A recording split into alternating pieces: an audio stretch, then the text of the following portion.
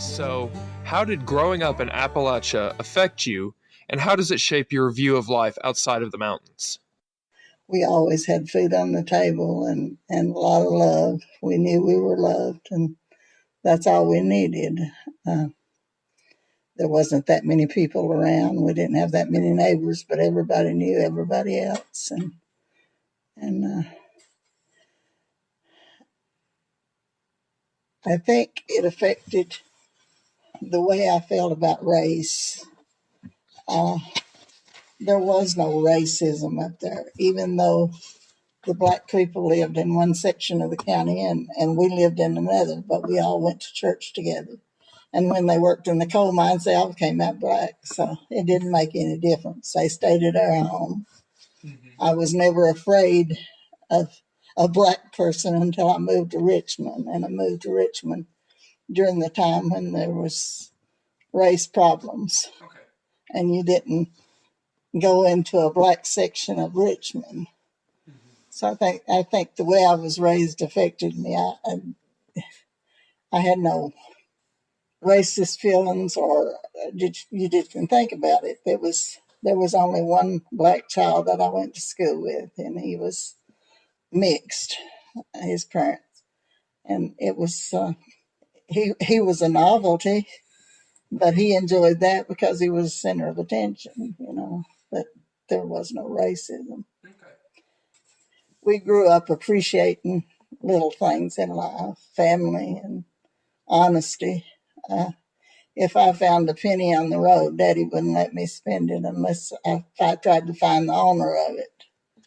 And everything was about honesty. And my father wasn't a religious nut. He was very religious, but he didn't force us. He had a special relationship with God, and that's what I knew I wanted when I grew up.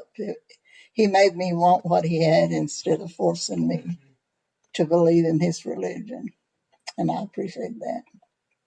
I was born with older parents. Mm-hmm. My mother was 45 when I was born. Oh, wow. Same age I was when I had my first grandchild. There's pros and cons of that. I was treated like a baby, and my father would take me to church with him when I was in my 30s, and he'd say, "This is my baby." But there's also, I lost my mother at 18, so there's a downside to being born to older parents too. How many brothers and sisters did you have? I had 6 brothers. I had 2 brothers and 5 sisters that lived to adulthood. And my mother had 13 children and 4 miscarriages. So there was six dead. And there was one stillborn child between me and my sister Maxie, which was 5 years older. The children came every 2 years, basically. And there wasn't a lot of doctors. They ask so much now when you go to the doctor, your health history, and why didn't they get help? There was no help to get as far as medical help. I mean, Daddy didn't have a car, so he had to. The children, all except the first one, she had a doctor with her, and the rest of them were birthed with midwives. So I guess I appreciate my heritage. Mm-hmm. I think I learned things that I would never have learned if I had been born in Richmond, in a town. And I appreciate what I've learned. How would you say the coal industry affected your life? My father worked as a coal miner part of the time. Actually, he worked 20-something years. He ended up with black lung benefits because of the coal mine. But it was just what everybody did. The employment was limited in eastern Kentucky. It was you were either a merchant or a coal miner or a teacher. That was about the 3 major industries that we worked in or had to work in. And Um,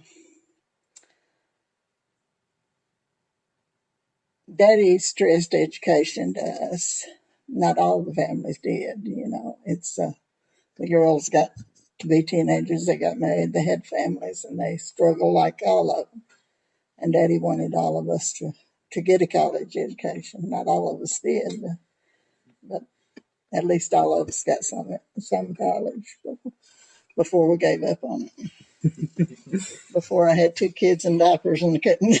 Yeah. So this is it.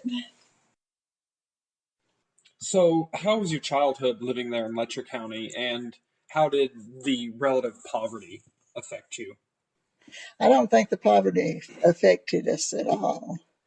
As far as my clothes, I didn't have a lot of them. But the kids I went to school with didn't have a lot of new clothes either. There might have been 1 or 2 that was better off financially than we were. But I don't think it affected me at all. We had food on the table and a place to sleep, and our houses were cold, but we had plenty cover, so I don't think it affected me. I think it made me appreciate maybe what I have today.